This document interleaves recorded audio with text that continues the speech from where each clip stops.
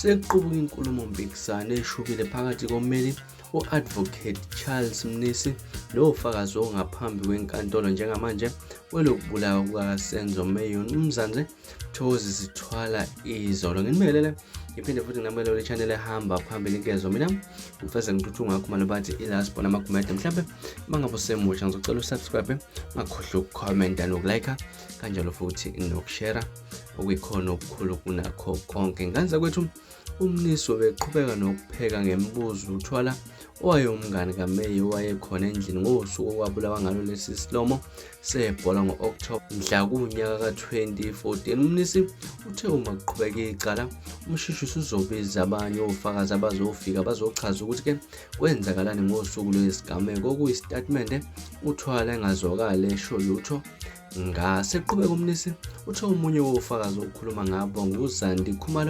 ongudadewabo kamculi wayintombi kaMeyiwa uKhumalo. uZandi uzofike athi kunomuntu owangena eshube isibhamu emva kwalokho longwethwala wamgxumela ngaphambi kokuba aphume endlini. Kusho uMnisi uthwala uthe Khumalo, uZandi nolongwe uthwala oyindodana kaChiko Thwala bangabanye bofakazi babasendlini ngesikhathi kubulawa uMeyiwa kubokakheli Air Force Lorasi eGauteng. Umnisi uqhubeka wathi uZandi uzobuya veza ukuthi Khumalo wabaleka waye ekamelele eliseduze nekhishi. Umsolo wesibili wamlandela wazama ukuvula isicabha esasesivalwe Khumalo. Uthwala uphendule ngokuthi ucela ukungaphawuli ngokuzoshiwo nguZandi akeze ke ehleli khona naye azoziphendulela. Umnisi uphendule ngokuthi ke uma uthwala esho kanjalo uthatha ngokuthi uthwala uthi lokhu okubhalwe istatement kuyiqiniso ngeke ekwazi ukusho lutho ngakho. Ubona ngathi ke awunalo iqiniso uma ufuna Phawula ngento ezoshiwo nguZandi.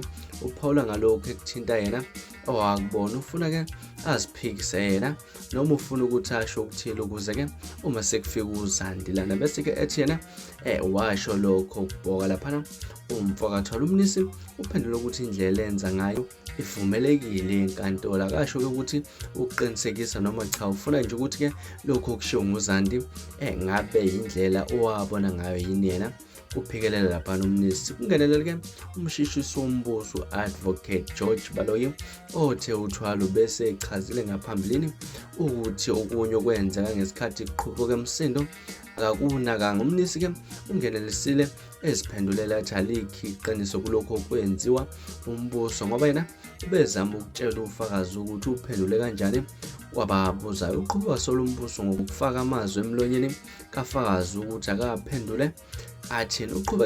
Iqhubukile impikisano kwaze kwangenelela ijaji uChief Wamawulela lathi useyaqaphela ukuthi ke izingqinamba ziya ngokwanda phakathi kwalaba babili. Uqhubeka wathi ke ukuqaphela ukuthi uma ufakazi ephendula ngendlela angayithanda Umnisi aphinde aphendule umbuzo. Umnisi uqhubeka wathi ke uZandi uzoveza ukuthi uthwala nonina baphusha umsolo wayephethe isibhamu. Ucela ke uthi ungaphawuli ukusho uthwala. Umnisi uqhubeka wathi ke bazibandakanya yenene ekuphusheni komsolo owayephethe isibhamu. Uthwala waphendula wathi ke cha, wabuya Umnisi esethi manje usenayo impendulo. Uthwala ke waphendula ukuthi ke unayo ngoba usuyabuza umbuzo oqondene naye ngqo. Uze ke washaya isikhathi sokuthi eguqe inkantolo uthwala elokhele njalo ngokuphawula ngobufakazi ukuthiwa ke buzokwethulwa nguZandi. Leli cala lisaqhubeka bafethu, izona ezihamba phambili.